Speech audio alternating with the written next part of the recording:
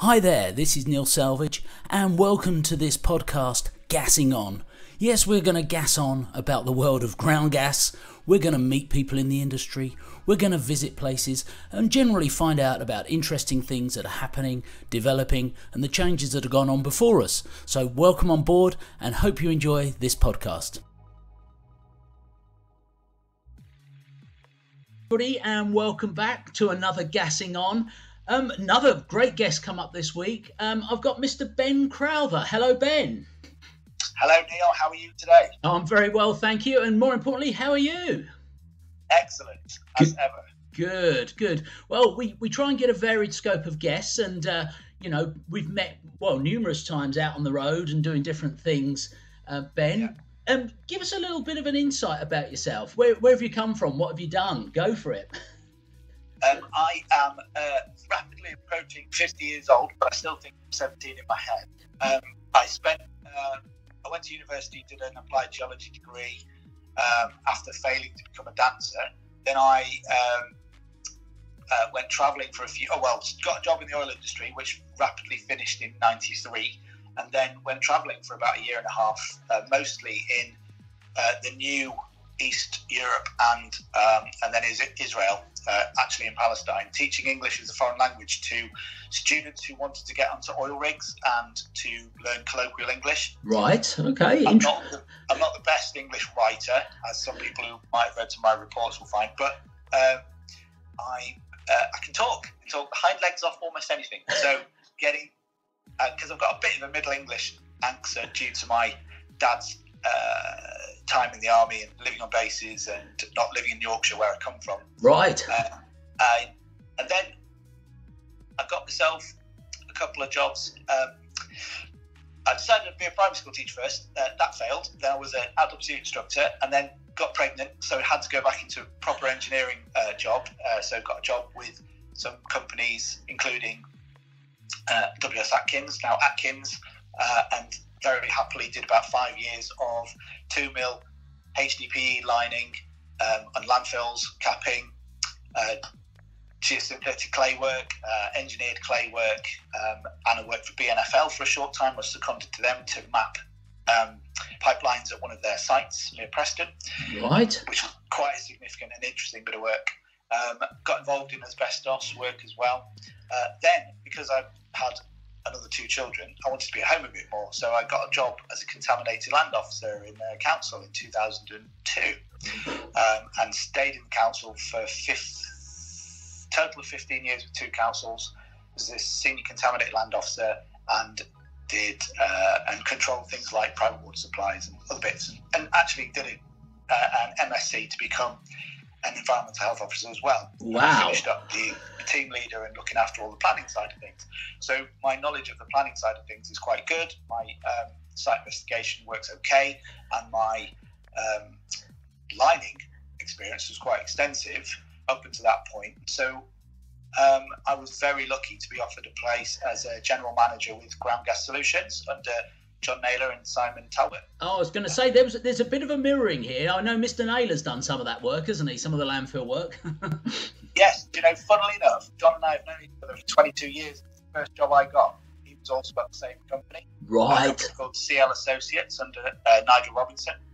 So that was lovely to sort of, John and I have maintained a friendship, mostly through going to see films every now and then, and sort of over the years, which has been great. Then, after 2 years, the investors at GGS had a rejig, and I was offered a package to start working for myself. And I'd been involved quite heavily with the verification side of things, leading that part of the work at GGS. And so I set up my own business, and it's been lovely because we've worked with GGS since then, and they've been great. And I pass work that's relevant to them, and they pass me work, and so that's nice. But yeah, I've then become, through that, I've become heavily involved with the British Verification Council. That's led me on to becoming an assessor for the MVQ Level 4 in ground gas protection verification. And I've done a couple of other organisational things with Claire, a little bit with Syria, some research, and a little bit with Claire and some research for papers and stuff, mostly GGS. Wow. Well, Ben, that's it. Interview over, mate. You've told us everything. No, no, Ben, you certainly had a varied and quite wide arching career going on. Well, more recently, we've been involved with each other on the kind of training front and supporting your MVQ level 4 practice. How is the MVQ level 4 going for verification? How are you getting on? How's it all panning out in the world out there? We're getting more interest, which is great. It's sort of in parallel with the Claire system as well, which is I'm also an interviewer and assessor for. The industry is getting bigger. We all feel it. There's more of us out there. There's more work coming in. I've recently finished training the third assistant that I use and in my business. And we're relatively busy, and it's getting busier, which is lovely. I think knowledge within the fields of local authorities is a struggle, and possibly architects areas, just to know that how the verification is part of a package, but also an independent part of that package for gas protection, and trying to get that right is pretty crucial. It's there in the regulations, the British standards, and in the guidance documents, and there's going to be interesting moves in I understand the radon guidance in the country as well in the next year or so. I'm expanding gently, organically, I think. I also don't just do verification. I do simple gas sampling stuff for some and risk assessment work, and a few other bits and pieces. Well, I know. Stir the pot a little. Well, it keeps the brain alive, doesn't it? And I know you've got one technician on with you who's a former MVQ2, isn't it? Helping you on the verification. Has that been good for you? Good for the business? Excellent. Yeah, I mean, Bill's essentially retired from the building business now because he's. I won't say his age, but he's of an age where he doesn't want to be on his knees in all weathers anymore. Fair enough. I know that feeling. Yeah, he's a lovely, polite, sensible man, and I think I'm kind of picking my staff based on a similar principle to me that the customer comes first, and we deliver as much good quality service as we can at the time and get the job over the line for the client, because that's the really important thing for us to do. I do believe a lot of other companies have a similar philosophy, but we are customer led, really. And are you seeing in the world of verification, the quality and standards of installs going on, getting better? Is it climbing that ladder slowly? Yes, I really think it is. I mean, the companies that I interact with and particularly get repeat work with, their lads do appreciate that we'll come site and we'll help them demonstrate to them how verification is a positive thing towards their work. And one of the reasons why Bill is now employed by me is because he was astounded at how much I could find when he's really good. I mean, he's a really good installer, but I could still find things on site that needed addressing. So I think he also saw the value of the independent verifier coming along to do that quality control check more than anything. We're not there to criticise. We're there because everybody makes mistakes. Goodness knows I make mistakes all the time. I've just spent 2 days unravelling my invoice system because I messed it up. You don't need to tell people that, Ben, please. Yeah. So, and going back to the working practices, the industry in general. I think of site managers, and you must deal with a lot of management people in the industry. Do you struggle with those middle managers, more senior people on projects to get the message about ground gas and the protection measures across? Is it a struggle for you? It can be. Depends on the individual. There's we also like to be there early on in a project to give toolbox talks, especially recently we've been doing quite a lot of laser screening jobs with UK membranes, and they've been great. And we've made sure that we get there early on to ensure that toolbox talks occur with the lads on site to make sure that those follow-on trade issues don't come up.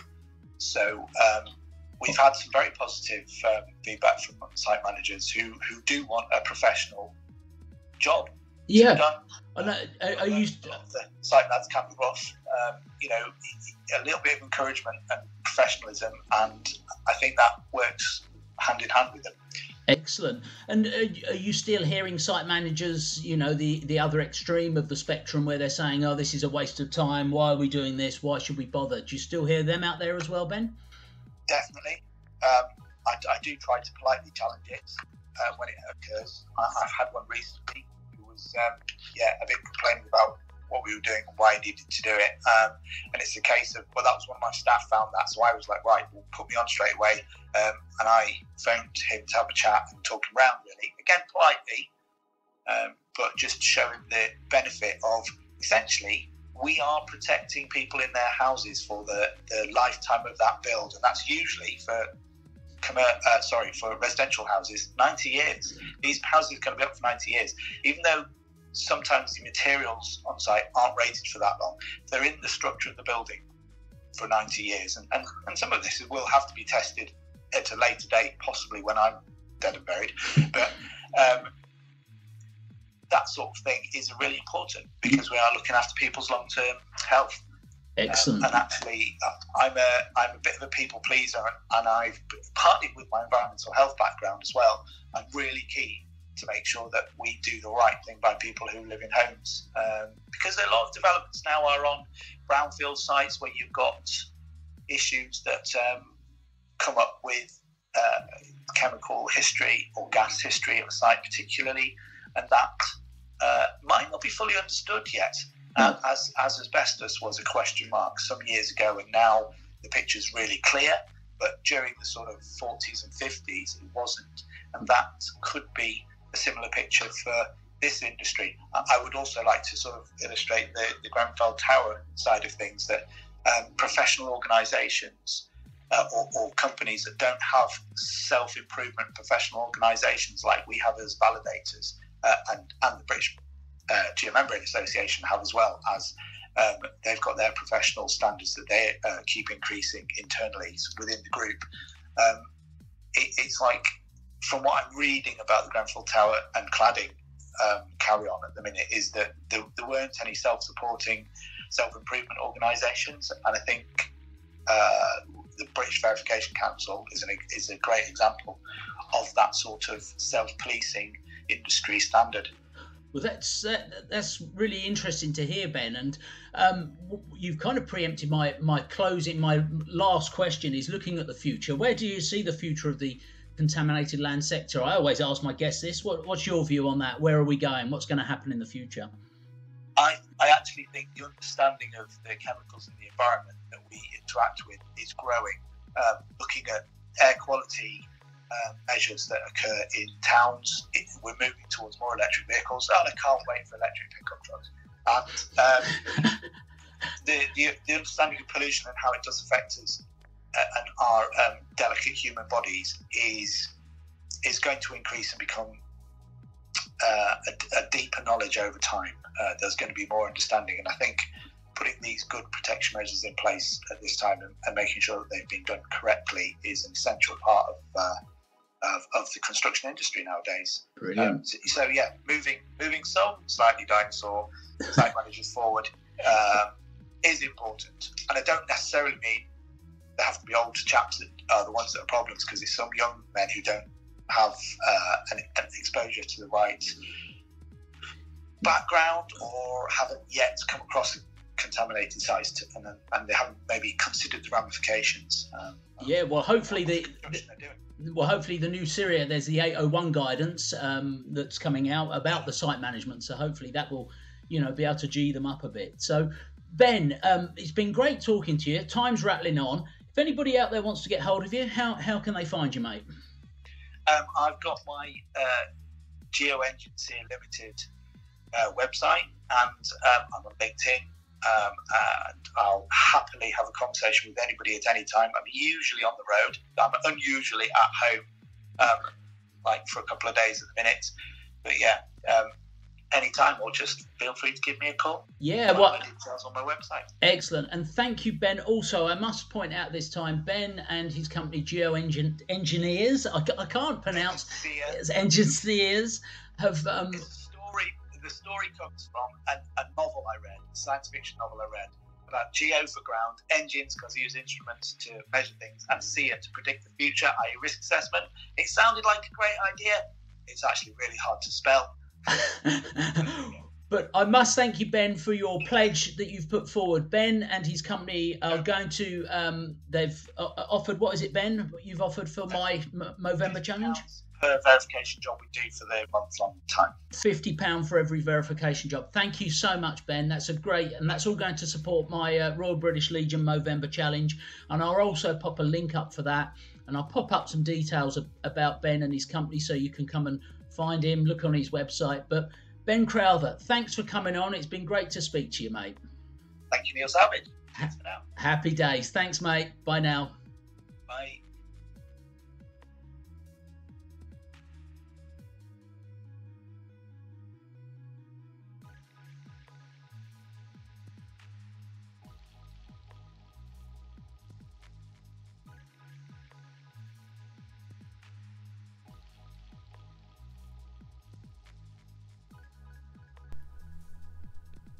So thanks for joining us, and look forward to seeing you again next time.